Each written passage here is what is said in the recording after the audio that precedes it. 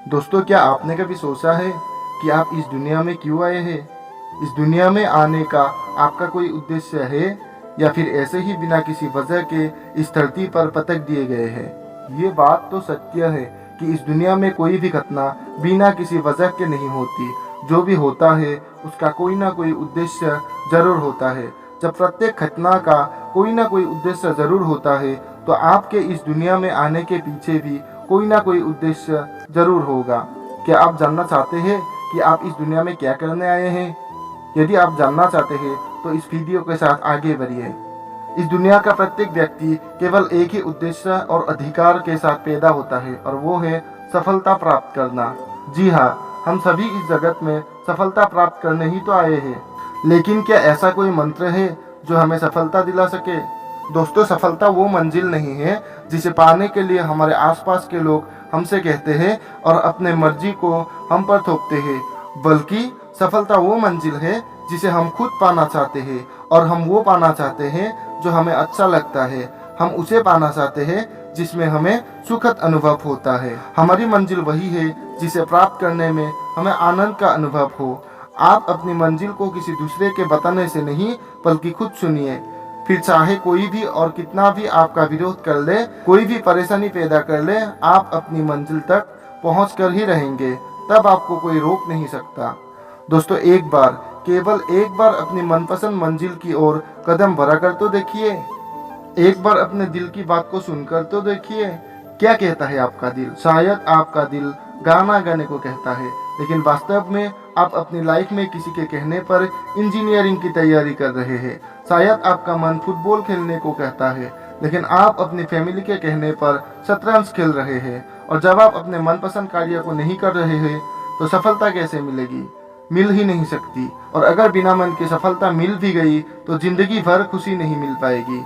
यदि सफलता को प्राप्त करना है तो अपने मन के सागर में गोता लगाओ यारो, और देखो कि अपनी जिंदगी में कौन सा रंग भरना चाहते हैं। देखो कि आप अपने आप को किस रूप में देखना चाहते हैं। अपनी इच्छा को और अपने सपने को अपने मन के आईने के सामने रखकर तो देखो। बिल्कुल साफ नजर आ जाएगा कि आप क्या चाहते हैं। आईना कभी झूठ नहीं बोलता और ना ही कोई शंका पैदा करता है। जो जैसा है बिल्कुल वैसा ही दिखाता है।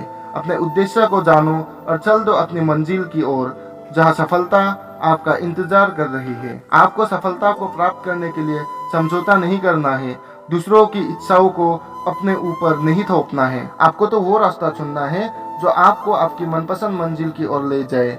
आपको वहां जाना है जिसके लिए आप इस दुनिया में आए हैं। कमल के पापा कहते हैं कि हमारा बेटा तो बिगड़ गया है, पूरे दिन मोबाइल और लैपटॉप में लगा रहता है, लैपटॉप से ही शादी करा दो इसकी। लेकिन क्या आप जानते हैं कि बहुत से लोग मोबाइल और लैपटॉप के जरिए लाखों रुपए हर महीने कमा रहे हैं। अगर आपका मन भी ऐसी चीजों में लगता है तो आप इसे अपना करियर भी बना सकते हैं। सोचिए, अगर सचिन तेंदुलकर के पिता उसे सरकारी नौकरी करने की कहते तो क्या आज वो इतना नाम और पैसा कमा पाता? शायद नहीं।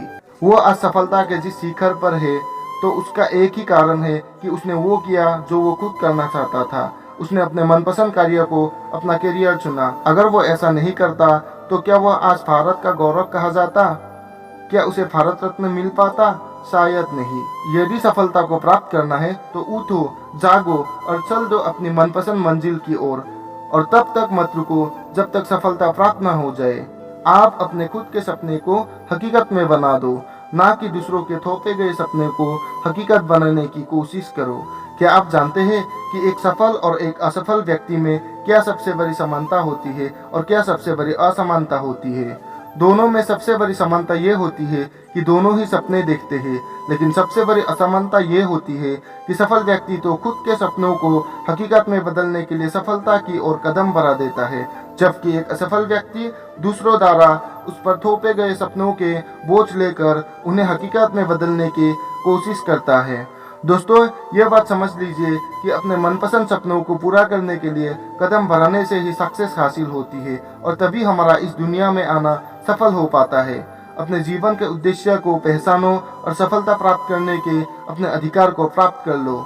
हजारों लोग आए और हजारों लोग गए इस दुनिया से, कुछ अपना नाम अमर कर गए और कुछ खाली हाथ चले गए। दोस्तों ये वीडियो आपको कैसी लगी हमें कमेंट करके जरूर बताना और वीडियो को लाइक और शेयर करना मत भूलना और चैनल को सब्सक्राइब करना भी।